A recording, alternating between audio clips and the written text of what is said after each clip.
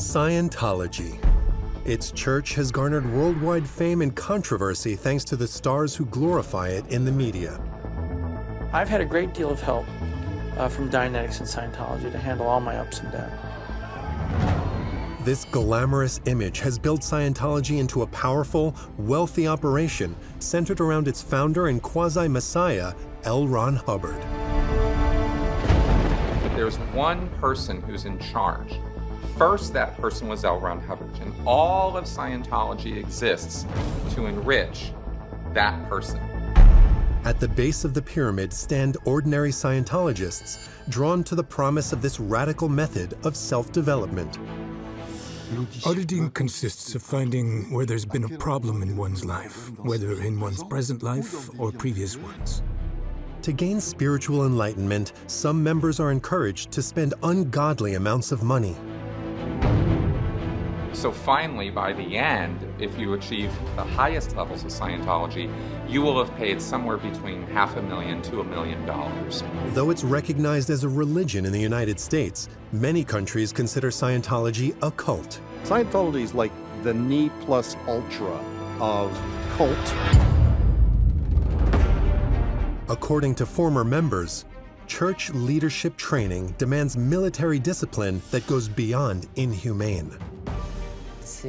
You're not allowed to talk, urinate, or sit, and you have 15 or 16 hours of work a day, interspersed with sessions of self-denunciation and denunciation of others. And if members dare to leave Scientology, they face hounding and harassment. I'm a private investigator, and I'm investigating you on your actions against the Church of Scientology. By the Office of Special Affairs, Scientology's secret service. It's an absolutely abominable combination of the Holy Inquisition and the KGB.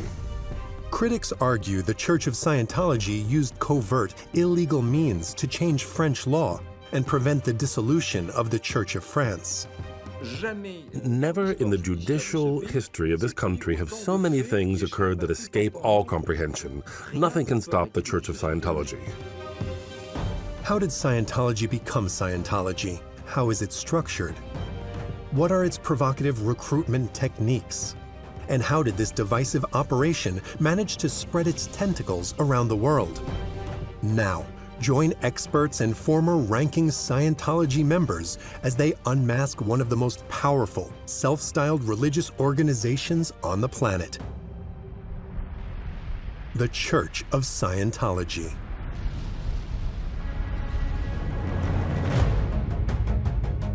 February 10, 2008. From Los Angeles to Tokyo, a new kind of protester was marching in front of Scientology centers all around the world. A total of 50 cities were affected. The protesters wore Guy Fawkes masks, a symbol of Anonymous, a group of hackers that had just declared war on Scientology. Hello, leaders of Scientology. We are Anonymous. Over the years, we have been watching you. Anonymous has therefore decided that your organization should be destroyed. Their goal? To unveil the dark secrets of the church and denounce its excesses. They hid their faces because they feared retaliation from what they believed to be one of the most destructive cults on the planet. I was raised in Scientology by my parents, who got involved when I was about 4 years old. And when you start speaking out, like I did, the church will then target you. For the church, the consequences of the demonstrations were dramatic. Since the birth of the movement, the number of followers in the world has decreased by half.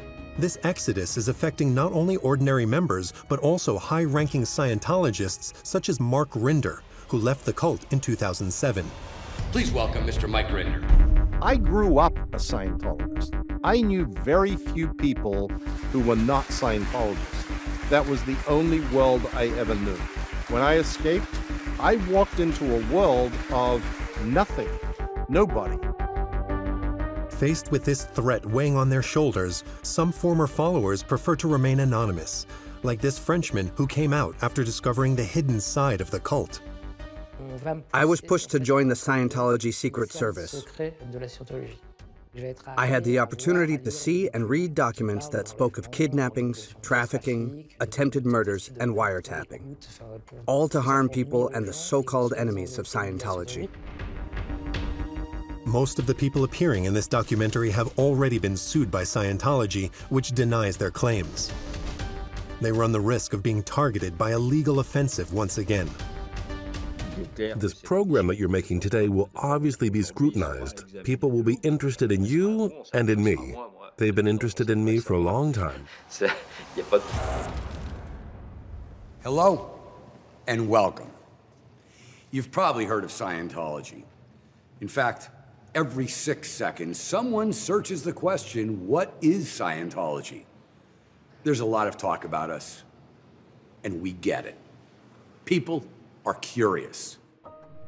This man speaking out in defense of Scientology is David Miscavige. He is keen to represent a polished vision of the church he has been leading since 1986. Our approach is new, our answers are new, and that Scientology is not just something you believe in, it's something you do. This modern presentation is the image that Scientology offers to future followers, that of a method of personal development based on the conviction that human beings have unexplored potential. Scientology presents itself to the public as a spiritual organization, a religion even, that exists to help people improve themselves. There's no God in Scientology. Instead, Scientology asserts that you're a god, and that you have simply forgotten who you really are and what you're really all about. The whole goal of Scientology is to help the Thetans that we are to recover these forgotten powers. Powers buried deep in the human mind. To explain this, the church bases its doctrine on reincarnation and puts forward the idea that humans are immortal spiritual beings called Thetans. And the idea in Scientology is that you have lived a nearly infinite amount of time in the past, and you cannot die. However, the quality of your life will suffer because of all of the accumulated stress and trauma that you've experienced every time you've lived, every time you've died. To regain these hidden powers, followers must engage in auditing sessions, a practice that involves recounting one's past traumas to a member of the Scientology clergy. The therapy is validated by a tool called an e-meter. Auditing consists of figuring out where there's been a problem in one's life, whether in one's present life, intrauterine life, or previous lives that can go back as far as 70 million years. You can do the same kind of thing at any psychoanalyst's office. The difference is that Scientology presents it as an extremely scientific process. The needle on the e-meter measure what is going on with you, your worries, your thoughts, more accurately than you can understand them, because it is slightly below your awareness level. An e-meter or an electropsychometer, which is really just a lie detector. But Scientology asserts that it is actually registering your mental or psychological state.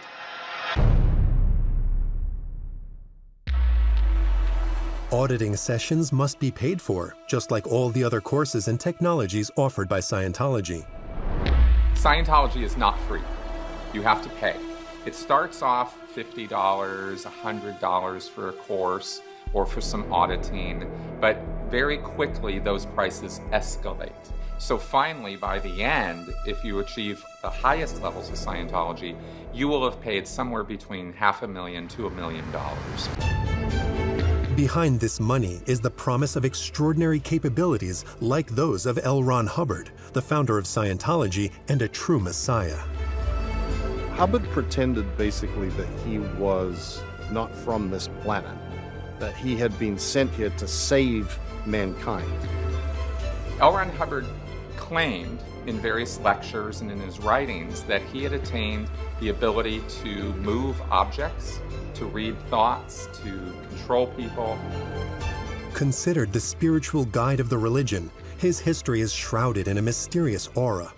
He's spoken of as an intrepid adventurer, a daring aviator, and a researcher constantly seeking new discoveries. Hubbard was a kind of 20th century genius, a great man who was an expert in a lot of different disciplines, a Renaissance man from another time. There is no question that L. Ron Hubbard was a larger-than-life personality. He was big, he was loud, he walked into a room and you knew he was there. His life was like a movie. That's who L. Ron Hubbard was, a movie character.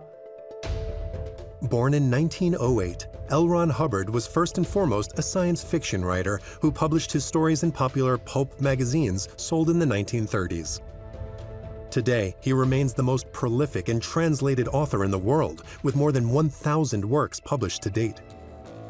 Everything about L. Ron Hubbard could really be summed up in one word: storytelling. So he wrote hundreds and hundreds of stories and got paid for them through the times of the Depression and through the 1930s. And then the World War II came along, and he very, very much wanted to be an intelligence officer. Hubbard enlisted in the Navy in 1941. A year later, he was wounded in a naval battle of which he was said to be the only survivor. He was transferred to the hospital where doctors were unable to heal his injuries. He told himself that he was stronger than everyone else, that he would invent a technique that would allow him to heal himself and others.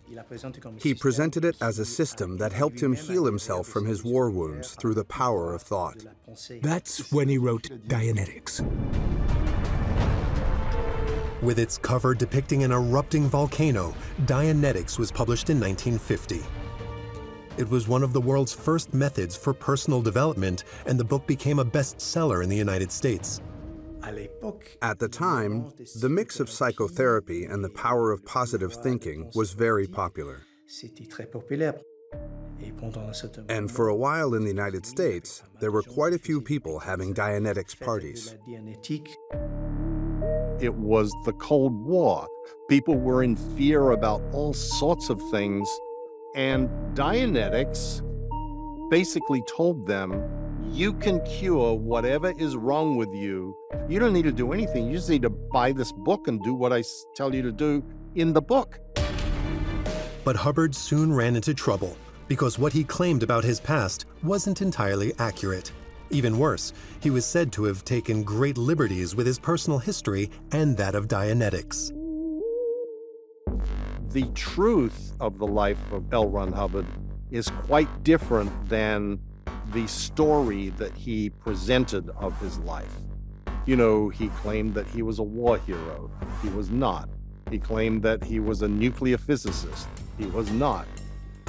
His life was a series of failures. He failed out of college. He did not do well professionally. The only skill he really had was writing stories. He had a knack for transforming those failures into successes. That was his strength. L. Ron Hubbard was constantly rewriting his history to make it fit his plans. Navy records released in 2013 show that he didn't take part in any battles. During World War II, he was hospitalized not for war wounds, but rather stomach ulcers. The story of Dianetics was therefore a myth, and the scientific community began to question Hubbard's method. A number of medical associations came out and said that what he was doing didn't meet the criteria of medical practice as we understand it. He was making claims that he could cure leukemia and cancer and bad eyesight. And these were medical claims. And Hubbard didn't know anything about science because he'd failed out of college. Those critiques carried more and more weight in public opinion, to such an extent that it started to threaten his business. He said, I can't keep pushing a science because actual scientists keep telling me this doesn't work, it's not science. So he went, well, religion. That's how I can get away with this. In 1954, he founded Scientology, a pyramidal structure that relied on local churches. They disseminated the theory of Dianetics and audited followers. These were paid services, of which Hubbard took a cut. There's one person who's in charge. First, that person was L. Ron Hubbard, and all of Scientology exists to enrich that person. L. Ron Hubbard once said that if you want to make millions, the best thing to do is found a religion. Religion has one primary purpose, which is to allow me to make more money. You're not supposed to say it, but in the US, it's obvious that it's true. The creation of Scientology allowed L. Ron Hubbard to avoid bankruptcy. But in order to attract new followers, he still had to improve the image of the church.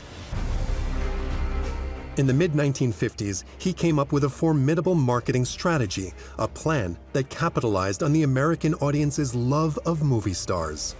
His goal was to get people talking about him, to try to get as many members as possible, to bring in as much money as possible.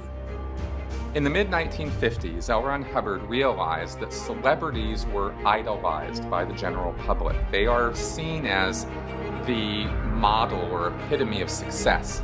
And L. Ron Hubbard realized that celebrities could help forward the message of Scientology, because if a celebrity was a Scientologist, that would be proof that Scientology works. Hubbard designed places to help celebrities in their careers while teaching them the philosophy of Scientology. Celebrity centers. The idea of these organizations is that they are there specifically to reach and suck in celebrities. Basically, they offer people in the artistic field who have a certain potential, but who are at the early stages of their career, and offer them the best conditions for their development. Then, if a person succeeds, the church says it's because they followed the teachings of L. Ron Hubbard. The first celebrity to glorify Scientology was John Travolta. Quite the catch. Just before the actor's career took off with the release of Saturday Night Fever in 1977. I've had a great deal of help from Dianetics and Scientology to handle all my ups and downs. I've had enough success to prove it a valid form, you know.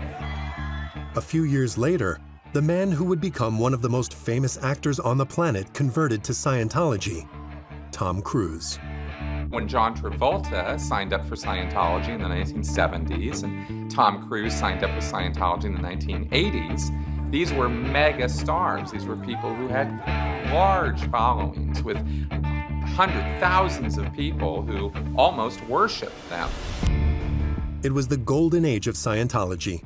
With support from stars, the church managed to make people forget the critics, in particular those who questioned the techniques used to recruit new followers, which some considered to be immoral. Hello? Hello? Can I ask you a question? Are you familiar with the Dianetics personality test? L. Ron Hubbard's goal was to get people talking about him, to try to get as many members as possible, to bring in as much money as possible. Hubbard was always looking for ways to get what he called raw meat, new people into Scientology. All fundamentally rely on a principle saying the way to get people into Scientology is to find their ruin. Finding a person's ruin is the core recruitment technique for Scientology. What they want to do is find that weakness, that one thing that you want to deal with that you cannot seem to solve yourself. It's been ruining your life. That's why it's called a ruin. Scientologists look for ruin in the street with the help of a personality test, the Oxford Capacity Analysis Test, a questionnaire described by Hubbard as one of the most effective sources of recruitment. This is a series of 200 questions that Scientology passes out to people and encourages them to come in and find out about yourself and learn about what you need to improve your life. It's a totally bogus test. It was invented by a woman in Los Angeles who had absolutely no credentials to do it. There are 200 questions and the results are always the same. Oh yes, you're not doing well at all. You're lucky you met us. But with that test, you always lose, every time. There were people in tears, people who had been having an absolutely normal Saturday afternoon and were smiling at 4, but by 6 they realized that they were terribly disturbed and sick, that something had to be done immediately. And then as soon as they find something the person will agree with, they burrow in on that. This is now their ruin, and say, Scientology can help you with that. Oh, we have this communications class. Oh, we have this class in how to overcome the ups and downs of life. And if you take this class, you won't have that problem anymore. Well, where do I sign up? And that's how they get people in. That's how they got me in, and that's how I got other people in. These recruitment strategies allowed the church to expand its ranks starting in the late 1950s. This growth attracted more and more attention from the authorities as Hubbard continued building one of the most scandalous structures in the world. In the 1960s, the Church of Scientology was in the crosshairs of several governments for the illegal practice of medicine and personal enrichment. To escape sanctions, Hubbard bought a fleet of ships and hid in international waters. The Sea Organization was born. Hubbard was under attack by governments in the UK and the US, and he took off, bought a ship, took the most dedicated Scientologists and went sailing in the Mediterranean in order to avoid government oversight, so it started being called the Sea Organization. In the service of its leader, the Sea Organization is modeled after the US Navy Hubbard served in. It adopts many of its codes, including the uniform. The Sea Organization is a paramilitary outfit. They use naval symbology and ranks and ratings, and they salute. They are very structured, very disciplined.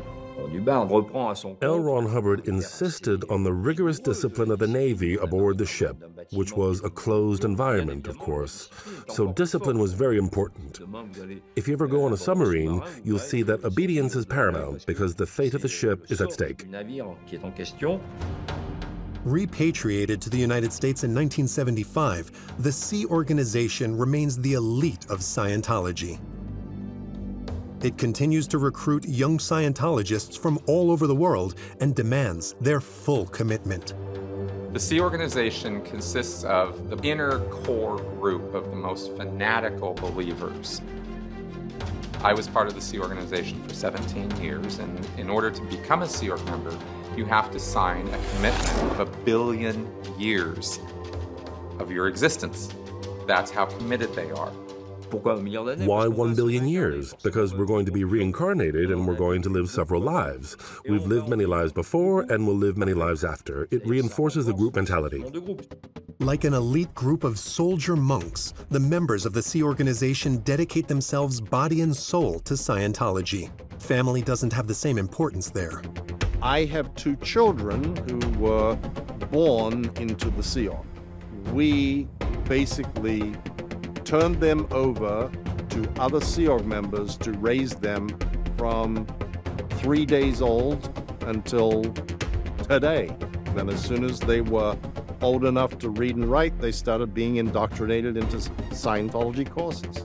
As Sea Org members, you give everything to Scientology. Your family, your spouse, your children don't mean as much as Scientology does. In fact, they don't mean much of anything compared to Scientology. Members of the Sea Organization dedicate their entire existence to Scientology. Their daily lives are dictated by work and the orders of the hierarchy, and failure is not an option.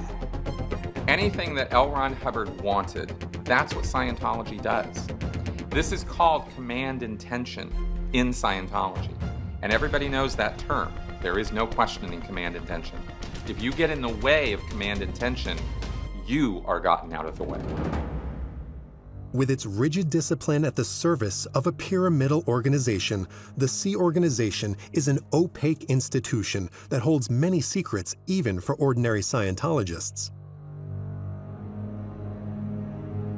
One of them has been the subject of much discussion, as it's said to be one of the worst abuses of the Church of Scientology, the Rehabilitation Project Force, or RPF.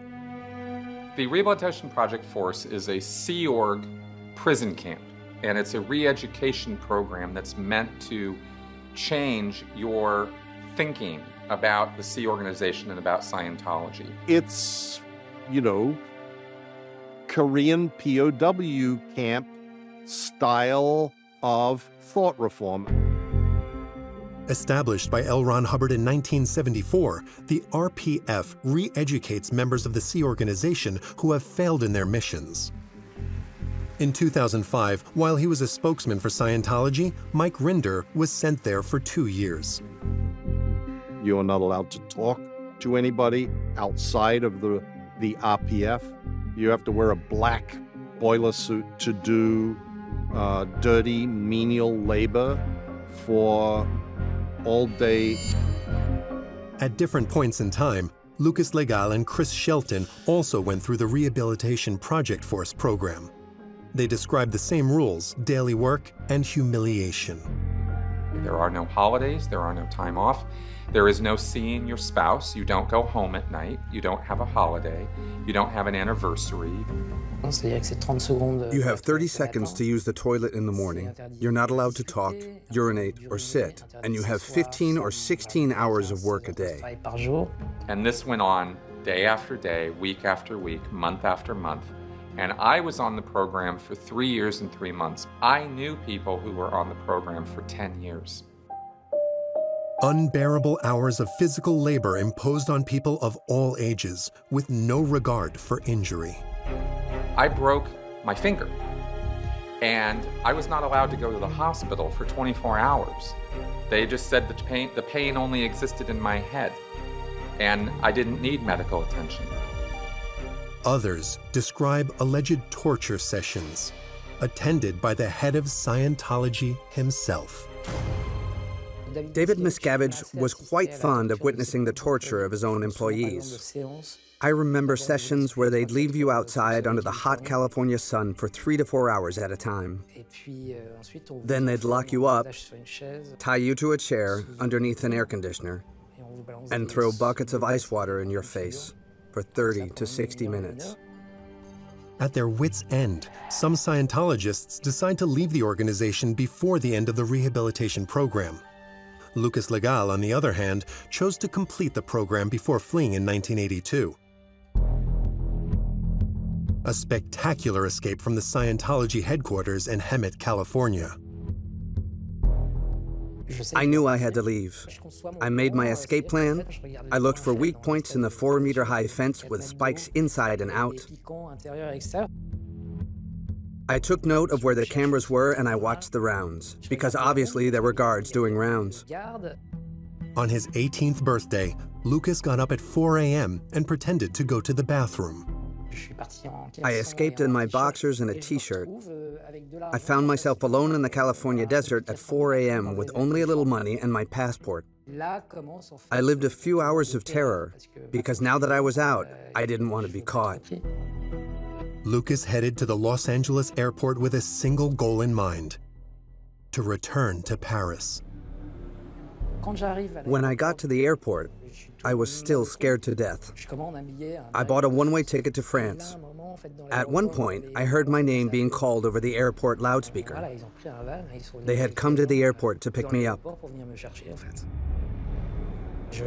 I changed my flight to Paris for one to Berlin, thinking that once I got to Berlin, I'd take another flight to Paris. The next day, when his plane took off, Lucas took off for a new life far away from Scientology. But according to him and other followers, leaving the Sea Organization wasn't quite the end of the ordeal. The first level of what occurs to a person after they leave the Sea Organization is they tend to be ostracized. They're sort of relegated to becoming a second-class citizen. When I escaped, I walked into a world of nothing. Nobody. I didn't have any real connections, and that is what Scientology uses to control people and prevent them from stepping off the reservation. For former members of the Sea Organization, the worst was yet to come. For after ostracization comes disconnection, a rule that aims to brand any former follower who publicly criticizes the organization with a seal of infamy. Now you are not only an ostracized bad person, now you're evil. No Scientologist in good standing is allowed to talk to you, communicate with you, or have any relationship with you. After you leave Scientology, if your own children have stayed inside the church, they'll consider you as a renegade, an apostate. You literally can lose every member of your family. That happened to me. My parents, my siblings, my children, all disconnected from me. This rule originated in the 1950s when Hubbard created the church policy for suppressive persons, a fighting term that refers to any person or group that hinders Scientology. They become the target of the fair game, or black propaganda program. And you are now, as a suppressive person, subject to what's called fair game.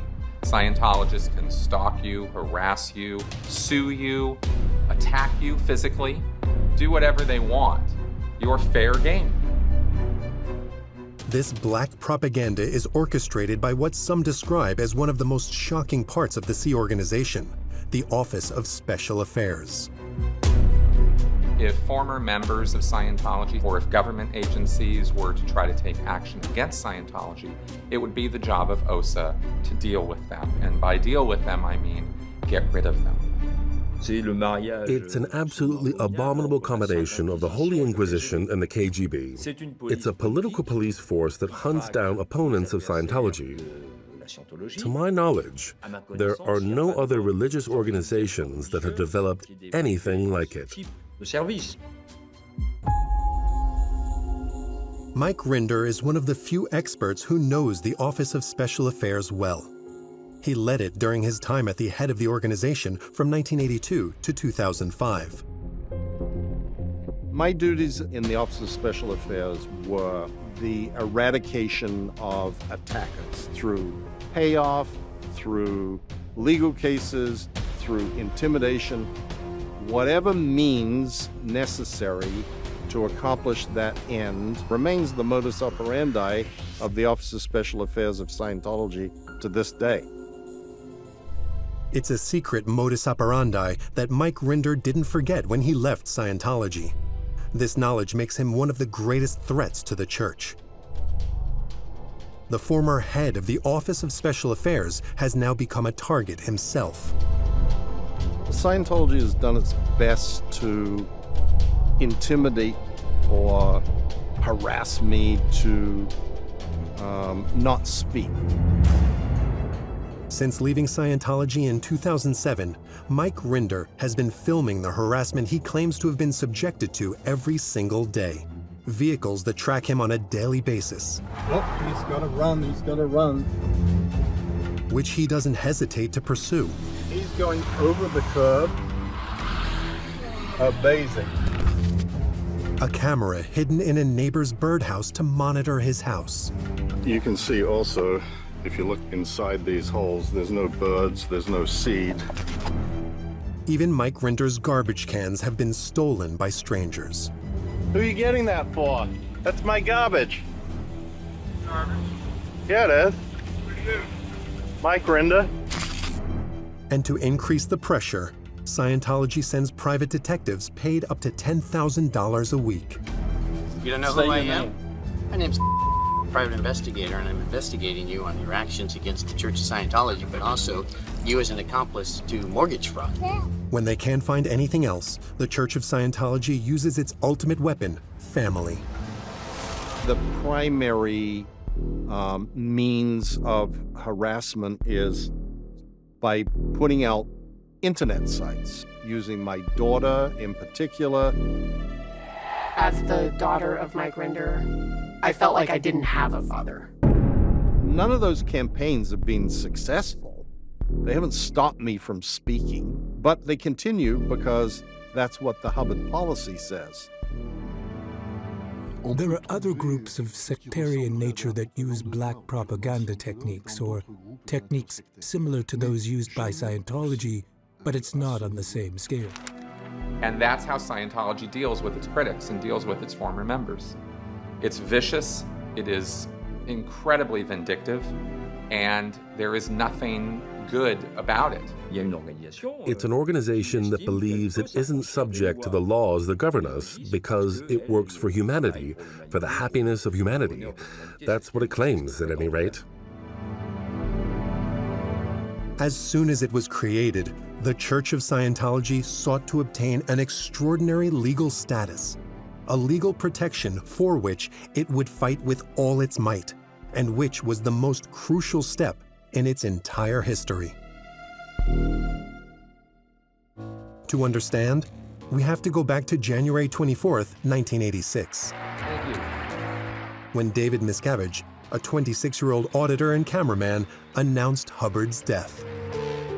At 2000 hours Friday, the 24th of January, AD 36, L. Ron Hubbard discarded the body he had used in this lifetime for 74 years, 10 months, and 11 days. It was probably the first time most Scientologists had seen David Miscavige's face. No one saw it coming, but he took over the organization. David Miscavige took over Scientology ultimately as its dictator and head. Still, little is known to the general public when he took the reins of Scientology in 1984 behind the scenes. David Miscavige had managed to remove all his opponents within the organization. There's no doubt that Miscavige, who is now the head of Scientology, used verbal and physical violence against his colleagues to impose his will. But the victory was short-lived for the new head of the church, as Scientology was riddled with debt. It owed $1 billion in taxes to the United States. His biggest problem was the IRS and this tax bill. It was huge. And Scientology was actually at a brink where it was not going to be able to continue to exist. So Miscavige basically decided, I'm declaring war on the IRS. And we in OSA started campaigns to find every disgruntled IRS employee and put them in magazines to get, like, it was a massive campaign.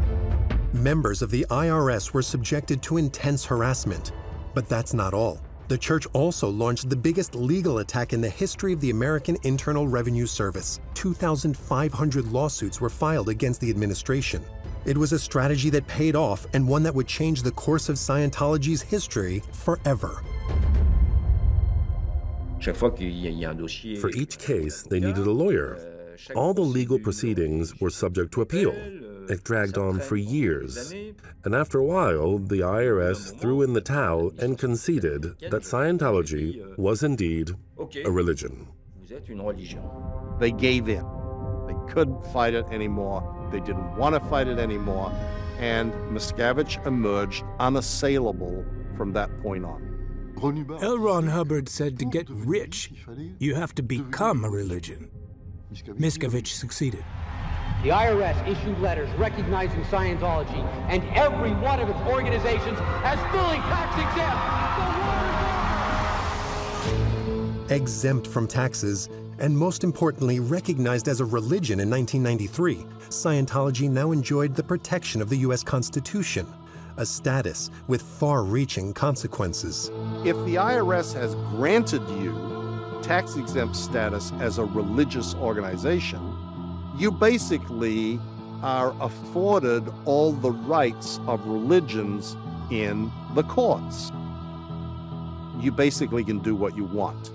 Child labor laws can be violated, educational standards can be violated, children can even be abused, adults can be abused, and they get a pass because it's a religious activity. I can't stress enough what a victory this was for David Miscavige and for Scientology's continued existence. After triumphing in the United States, David Miscavige, the new leader of the cult, had a new goal: to conquer the world. On the other side of the Atlantic, in France, Scientology wasn't much of a concern in the 1990s. Before, people in sects were thought of as mild-mannered and enlightened. There might be a few problems from time to time, but nothing serious.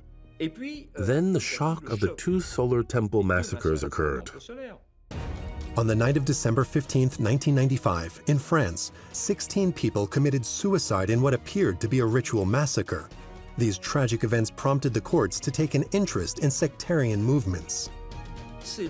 That was the turning point in the fight against cults. They entrusted the task to the French National Police, and the first organization they looked at was the Church of Scientology.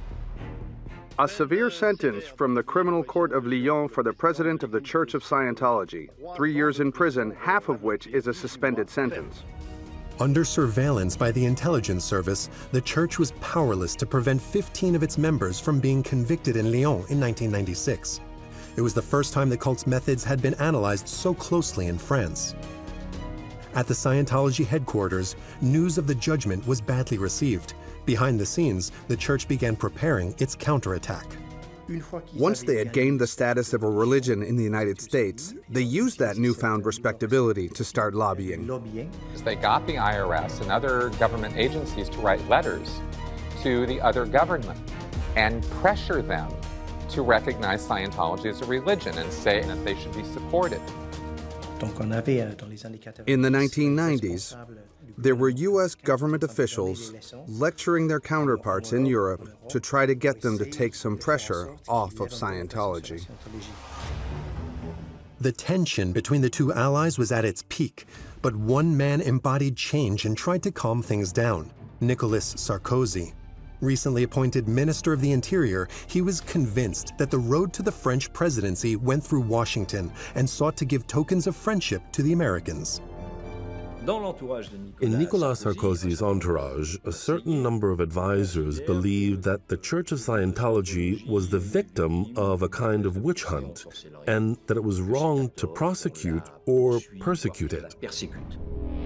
According to a former agent, the intelligence service was forcefully asked to back off Scientology. This was a godsend for the church, which sent its best ambassador to meet Nicolas Sarkozy, Tom Cruise. What are you doing here?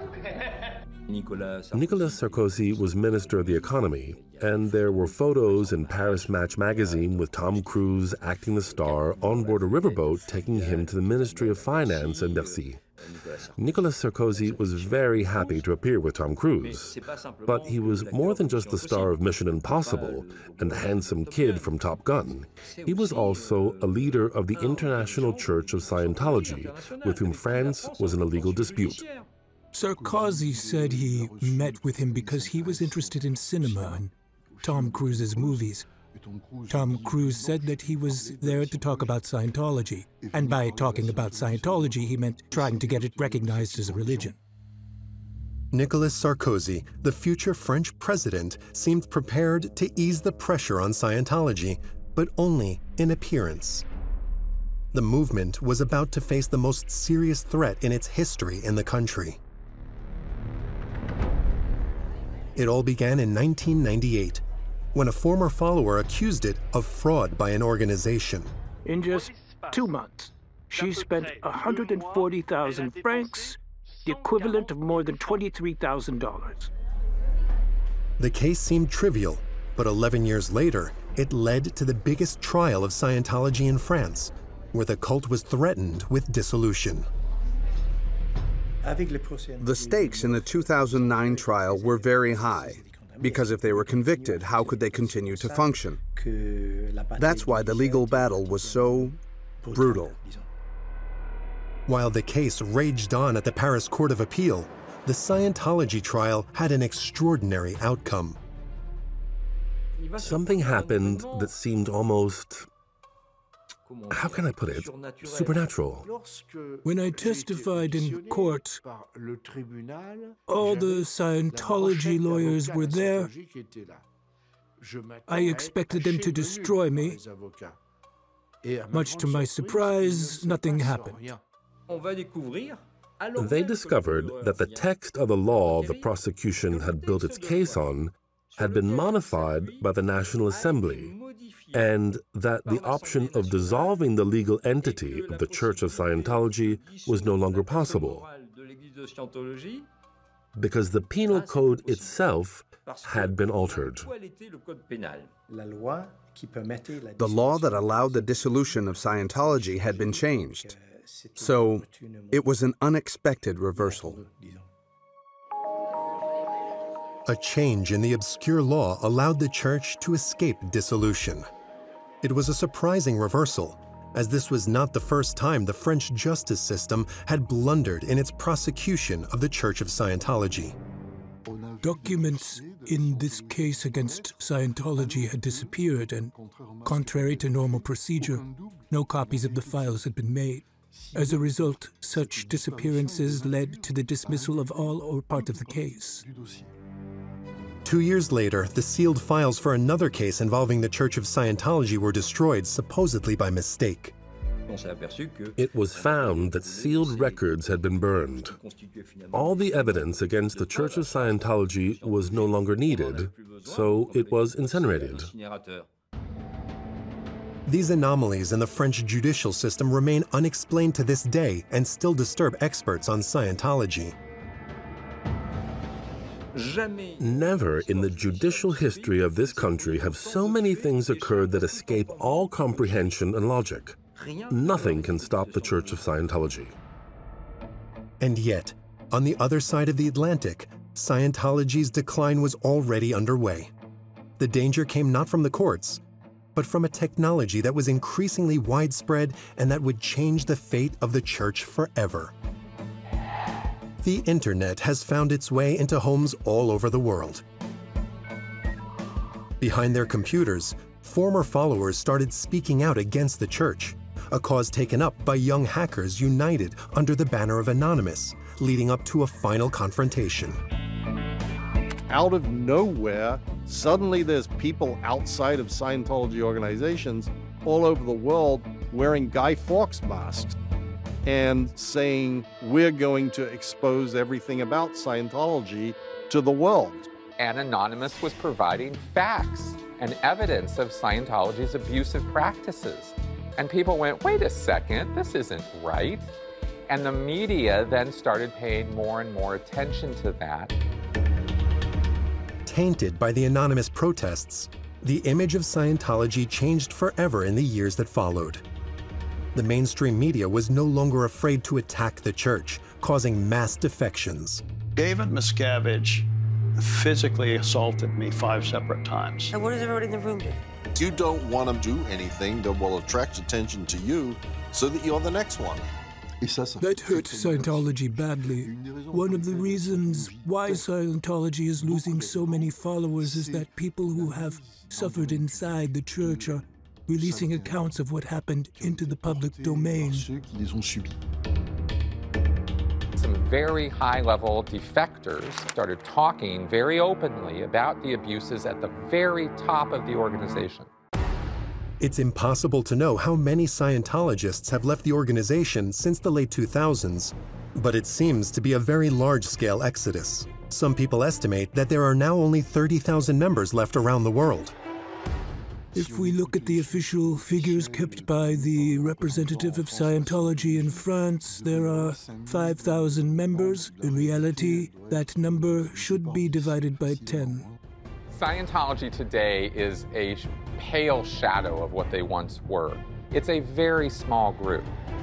And people think that there are millions of Scientologists. It's because Scientology keeps saying that. And I happen to know from when I was in Scientology, I saw the numbers. And they were not millions of members. They never had millions of members. But the cult of L. Ron Hubbard hasn't had its final say. With a real estate portfolio estimated to be worth several billions of dollars, its resources allow it to maintain considerable influence as it prepares for a great comeback. Today's Scientology is shriveling.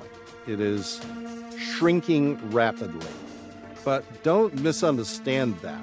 Scientology actually could have a comeback. That's not a joke. It could happen easily. It's becoming, in some ways, more dangerous because the remaining people are more fundamentalist.